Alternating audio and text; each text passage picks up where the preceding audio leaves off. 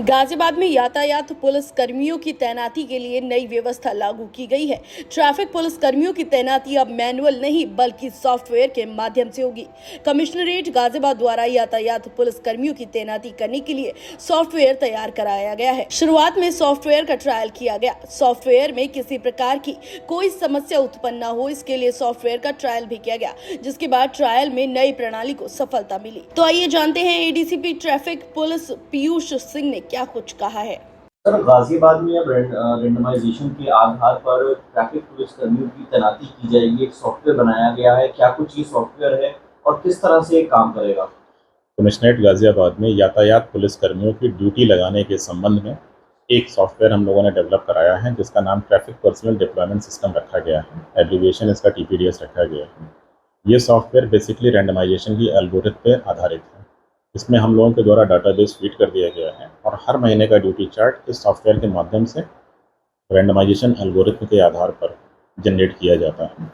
इसमें कई बार इस तरह की शिकायतें मिलती हैं कि ड्यूटी लगाने में पारदर्शिता नहीं बरती जा रही है, तो इस सॉफ्टवेयर को डेवलप करने का मुख्य उद्देश्य था कि ड्यूटी डिप्लॉयमेंट में किसी भी प्रकार के ह्यूमन इंटरवेंशन को मिनिमम कर देना, ताकि किसी भी तरीके से ड्यूटी लगाने में पारदर्शिता के साथ कोई समझौता ना हो।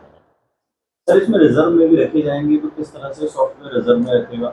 डिप्लॉयमेंट करने के बाद जो भी फोर्स हमारा बचेगा वो रिजर्व के कैटेगरी में रखा जाएगा। इसको आवश्यकता अनुसार हम लोग पूरे महीने में DPO प्रयोग कर सकेंगे। सर, इसमें कितना समय लगा था इस सॉफ्टवेयर में? इसको लगभग हम लोगों को डेवलप करके पूरी तरीके से रन करा के फंक्शनल करने में 20 दिन का समय लगा। सर, ट्रायल भी इसका किया गया है और ट्रायल करने के बाद जब ट्रायल सफल हुआ है तो सितंबर महीने में इसी सॉफ्टवेयर से तैनाती की गई है। इसके बारे में जानकारी दें। हाँ, इसको हम लोगों ने जब सॉफ्टवेयर बनाया था तो उसके बाद 12 इसमें हम लोगों ने रैंडमाइजेशन के एल्गोरिथम रन करा के डेटाबेस को तैयार किया था। ऑन ड्यूटी डिप्लॉयमेंट चार्ट को मैच भी कराया गया था। उसके बाद जब ये सक्सेसफुल रहा है तो हम लोगों ने सितंबर का ड्यूटी चार्ट इसी से तैयार किया है, जिसमें पूरे तरीके से सॉफ्टवेयर बेस्ड डेवलपमेंट किया गया है। इसमें किसी भी तरीके का ह्यूमन इंटरवेंशन नहीं रहा। सर, जैसे एक बार अगर रैंडमाइजेशन हो जाता है तो क्या दोबारा से उसे री रैंडमाइज किया जा सकता है? इसकी प्रोग्रामिंग हम लोगों ने इस तरीके से की है कि ये डिप्लॉयमेंट चार्ट महीने के आखिरी 3 दिन के लिए ही ओपन होगा।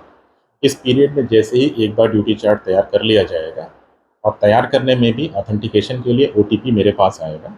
उसके बाद जब एक बार ये चार्ट तैयार हो जाएगा तो ये सिस्टम ऑटोमेटिकली उस चार्ट को लॉक कर देगा। इसमें एक ही रैंडमाइजेशन 1 महीने के लिए पॉसिबल है।